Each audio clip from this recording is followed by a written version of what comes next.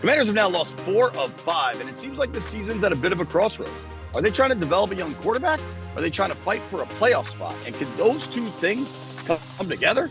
Let's find out and have a podcast.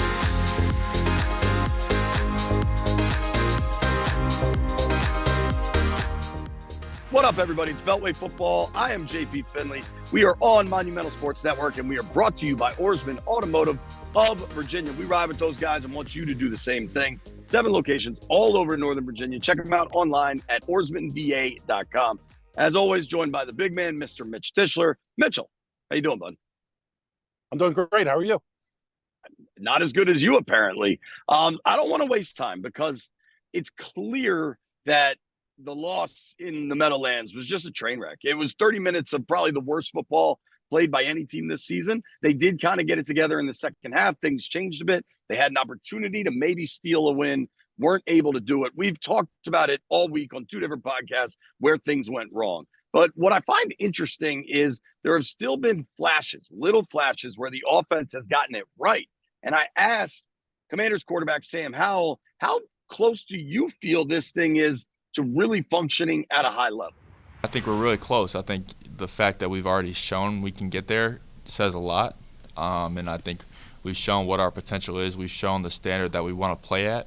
It's just a matter of each and every week of going into the game and executing the plan, everyone doing their job. And I think the more we play, the more we'll continue to grow and get better. And obviously we'd like to play at our standard each and every week. And we know in this league it's not going to happen each and every week, but you definitely – you should never lose a game when the defense gives up 14 points. And I think that's the reality of it, and we just got to try to do our part and help our defense out. But there's definitely a standard, and I think we've shown that standard a few times this year, and that's definitely the standard that we chase every single time we step out on the field on Sundays.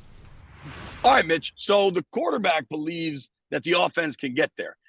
There'd be a much larger problem if the quarterback was like, nah, man, we stink. We're never going to figure this out. That would be the Titanic, all right? Instead, Sam Howell believes this offense can get going. There have been flashes of the offense getting going. How close do you think it is to happening? I think it's close. I think we see different pieces of the offense that work well, whether it be the quick game, the screen game, and then when they're able to play off of that, they can take some of their deeper shots downfield.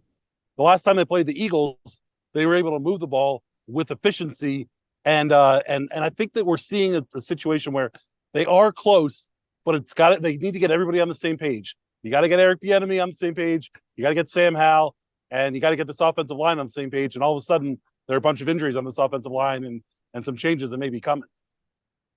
Well, we don't call you bullish, Mitch, for nothing. I don't think it's close. I think the play calling is a part of it, but going back and watching the Giants game, there were some plays that were available that Howell missed. I think he played quite poorly in that Giants game, and that doesn't mean he can't bounce back. But I think it's a young quarterback that's going to have some volatile moments. And that's why if they were able to run the ball really well and then you get that volatility of Howell, okay. But they can't run the ball either. Dude, I mean, the last 2 weeks, the rookie Rodriguez has been the better back than Brian Robinson. And maybe we don't want to, admit that or look at that, but that's just the number. The numbers are the numbers. The math is the math. And I think the run game lacking has been really problematic. There's not a lot you could point to that they do well. There have been flashes of things they do well. We're expecting to see a bunch of changes here.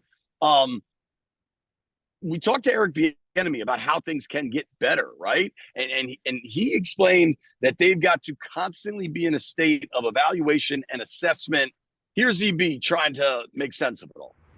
Well, I think each and every week you assess, you evaluate exactly what just took place. And so we want to keep turning over every stone. The only thing that we're working to do is just making sure that we can be better.